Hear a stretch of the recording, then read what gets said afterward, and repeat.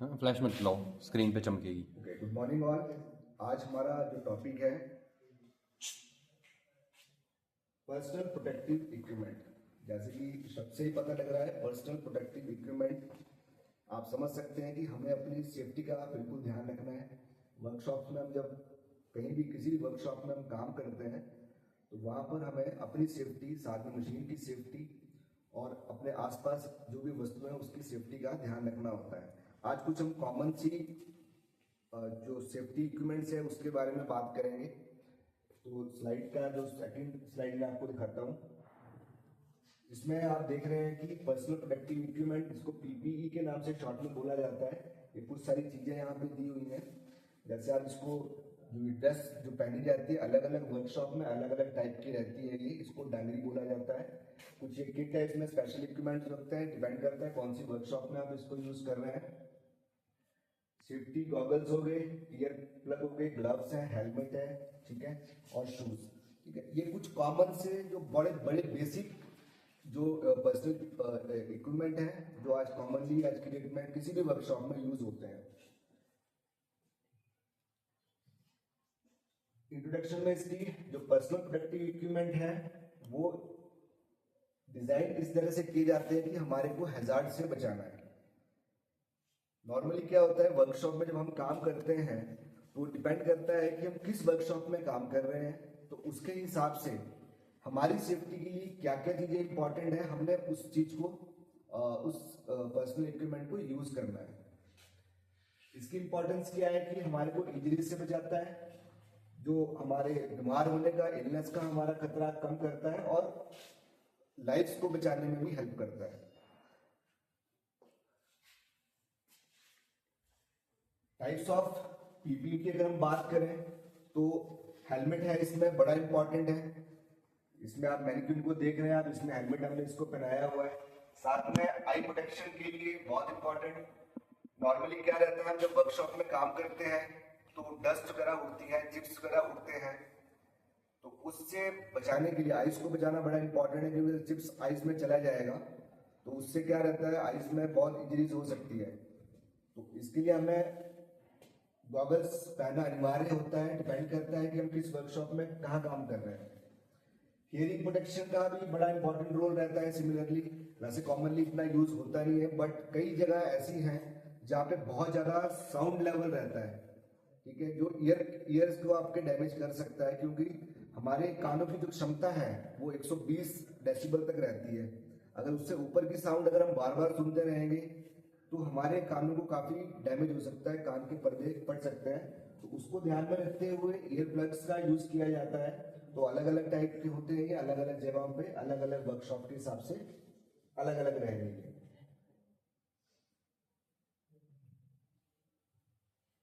Respiratory protection के लिए normally क्या रहता है, जहाँ पे डस्ट वगैरह बहुत होती है, जैसे हम कंस्ट्रक्शन का काम करते हैं जहाँ पर वहां पे डस्ट रहती है, और कहीं पे आप जैसे कोई ऐसी वर्कशॉप है जहाँ पे कटिंग हो रही है, मटेरियल की कटिंग हो रही है, उस पॉइंट पे भी डस्ट बहुत उड़ती है। एस्बेस्टस, जहाँ पे हमारे जो व्हीकल्स हैं उसके जो ब्रेक लाइनिंग बनते हैं, उसकी जो लाइनिंग बन रही है वो एस्बेस्टस की बनती है, उसमें से भी बहुत फाइन डस्ट निकलता रहता है, निरंतर निकलता रहता है। और खास करके आजकल जैसे दिवाली का समय आ रहा है तो इस टाइम स्मोक का भी बड़ा एनवायरनमेंट में बहुत रोल रहता है। स्मोक बहुत ज्यादा एनवायरनमेंट में रहता है, नॉर्मल निचले लेवल पे ही रहता है। तो वहां पे उसको बचाने के लिए हमें कुछ इक्विपमेंट्स है हमारे पास, जिसको मास्क बोला जाता है। ये हमारे रेस्पिरेटरी सिस्टम को प्रोटेक्ट करते हैं और डस्ट वगैरह को अंदर जाने से रोकते हैं। हैंड प्रोटेक्शन की अगर बात करें, कई जगह हम लोग कोई कटिंग मशीन है, कोई जिगसॉ है, कोई ऐसे जहाँ पे कटिंग का काम हो रहा है, हाथों का मैनुअली हमने काम करना है, तो वहां पर हमें ग्लव्स पहनना अनिवार्य रहता है।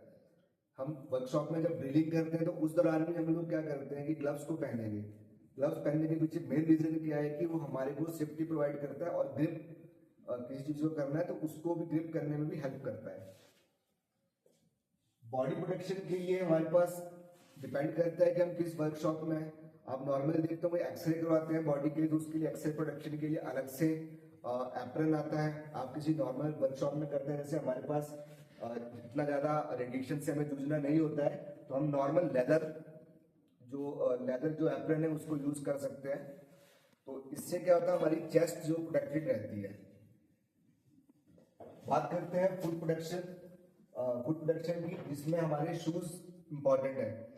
हर जगह मैं बार बार बता रहा हूँ कि वर्कशॉप के अकॉर्डिंग, जैसी जैसी वर्कशॉप हमारे पास होंगी उसके अकॉर्डिंग हम लोग शूज का चयन करेंगे। अगर इलेक्ट्रिसिटी से रिलेटेड अगर हम काम कर रहे हैं तो हमारे को रबर जो सेफ्टी शूज है उसको पहनेंगे। और अगर जहाँ हैवी वर्क का काम हो रहा है, जैसे स्टील लोहे से रिलेटेड काम हो रहा है, कुछ भारी इक्विपमेंट्स उठाने पड़ते हैं, तो उसको ध्यान में रखते हुए हमें कुछ ऐसे शूज चाहिए जो हमारे फीट को कवर करें। और वो कुछ और टाइप के होंगे, लेदर के यूज कर सकते हैं उसमें, और खास में उसको स्टील से कवर किया जाता है, टो को खास करके स्टील से कवर किया जाता है। तो इस टाइप के शूज हम वहां यूज कर सकते हैं। पीपी फॉर स्पेसिफिक इंडस्ट्री, जैसा कि मैं बता ही रहा हूं बार बार कि अलग इंडस्ट्री के हिसाब से अलग टाइप के पीपीज होते हैं। कंस्ट्रक्शन कंपनी में हमारे को मेन क्या रहता है कि ओवरहेड कोई भी मशीनरीज वगैरह होती हैं, ठीक है, ऊपर से कोई चीज ना गिरे, अगर गिर जाती है गलती से तो सिर पे बहुत बड़ा डैमेज कर सकती है। तो उसको प्रोटेक्ट करने के लिए हम लोग हेलमेट का यूज करते हैं। हेल्थ केयर, जितने भी आपके मेडिकल से रिलेटेड रहेगा वहां पे हमारे को ग्लव्स, मास्क और ग्लोव्स की आवश्यकता पड़ती है, ठीक है। ये बहुत इंपॉर्टेंट है क्योंकि संक्रमण हाथों से फैलता है, तो इसको ध्यान में रखते हुए ग्लव्स और मास्क बड़े इंपॉर्टेंट रोल प्ले करते हैं हेल्थ केयर सेक्टर में।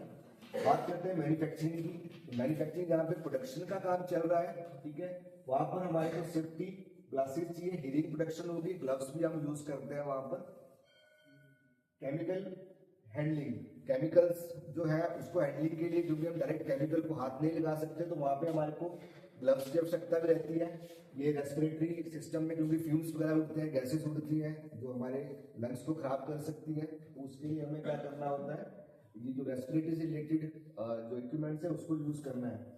फायर फाइटिंग के लिए भी अलग टाइप के आते हैं, हीट रेजिस्टेंस रहते हैं, हीट रेजिस्टेंस गियर्स और सेल्फ जो कंटेन ब्रीदिंग apparatus, इस टाइप के। क्योंकि फायर सेफ्टी में अगर हमने जाना है तो पूरी बॉडी को कवर करना पड़ता है, और उससे क्या रहता है कि बहुत ज्यादा हीट प्रोड्यूस होती है वहां जहां पर, तो वो इस तरह का सूट होना चाहिए कि वो हीट रेजिस्टेंट हो, और साथ में क्या है कि गर्म ना हो जल्दी, ताकि हमारी बॉडी जो सेफ रहे अंदर कुछ समय के लिए। ऐसा है कि वो प्रोटेक्ट करके रखे हीट से हमारे को।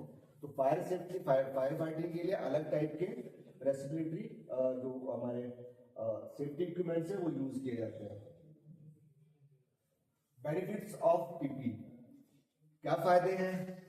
Reduce workplace injuries and illness. Workplace पे कोई इंजरीज वगैरह हो रही है या कोई छोटे मोटे कट लग रहे हैं, उसको ध्यान में रखते हुए ये इसका बेनिफिट यही रहता है कि हम तभी इनको पहनते हैं ताकि हमारे जो रिस्क है वो कम से कम हो।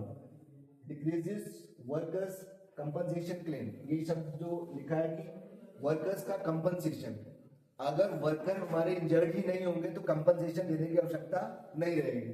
तो ये क्या करेगा, अगर आपने पर्सनल प्रोटेक्टिव इक्विपमेंट अच्छे से यूज किए हुए हैं तो ये जो क्लेम्स हैं, जैसे चोट लग रही है, कोई टांग कट गई, कोई हाथ टूट गया, ठीक है, तो उसका जो कंपनसेशन है वो भी रिड्यूस हो जाएगा। Enhance employ safety and wellbeing, जो एम्प्लॉयज है उसकी जो सेफ्टी है, उसकी जो अच्छी वेलबींग के लिए बहुत इंपॉर्टेंट है। बात करते हैं increase productivity and efficiency. Obviously अगर सेफ्टी जहां अच्छी रहेगी वहां पे प्रोडक्टिविटी भी ज्यादा रहेगी।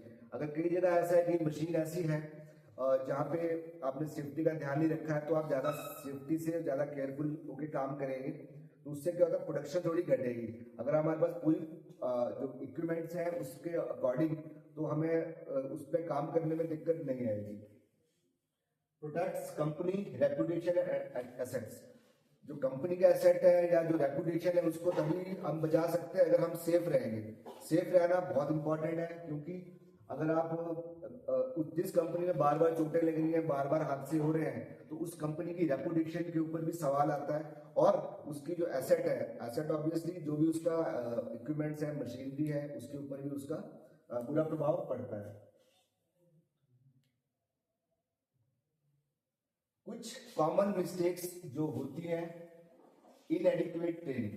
अगर मान लो एक वर्कशॉप है जहां पे प्रॉपर हमारे पास इक्विपमेंट्स भी है, सेफ्टी इक्विपमेंट्स भी है, मशीन का चलाना भी आता है, बट वहां पे हम क्या कर रहे हैं कि उसकी ट्रेनिंग नहीं हमने ली है प्रॉपरली।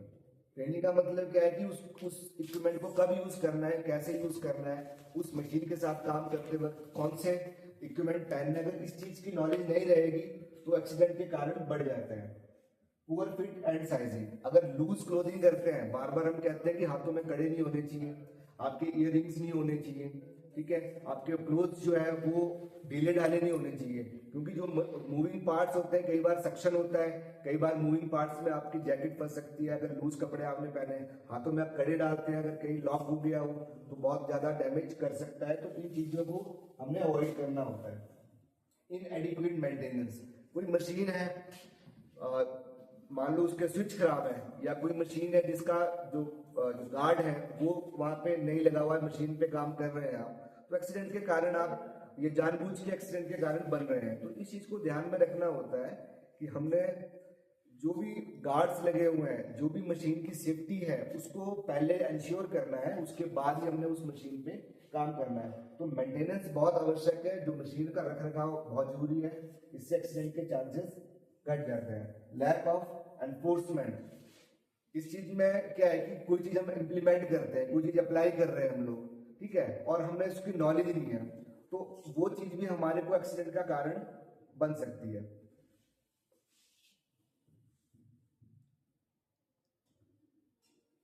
कंक्लूजन में बहुत जो एसेंशियल है वर्कशॉप में सेफ्टी के लिए प्रॉपर सिलेक्शन जो है, ट्रेनिंग और मेंटेनेंस जो बहुत इंपॉर्टेंट है, क्योंकि आपने किस टाइम कौन सा इक्विपमेंट यूज करना है, कौन सा सेफ्टी इक्विपमेंट आप यूज करेंगे वो इंपॉर्टेंट है। और compliance with regulation and standard insurance and effectiveness, ठीक है, तो जो भी रेगुलेशन है, जो भी स्टैंडर्ड्स हैं उसको फॉलो करना है, ताकि हम इफेक्टिवली इन पीपीज को यूज करके अपनी हेल्थ के साथ, जो हेल्थ है हमारी, उसको सेफ रखें। क्योंकि माना जाता है कि एक माइनर सा कट अगर कहीं लग रहा है तो वो अगर 1000 कट भी लग रहे हैं तो एक बड़े एक्सीडेंट की तरफ वो ले जाता है।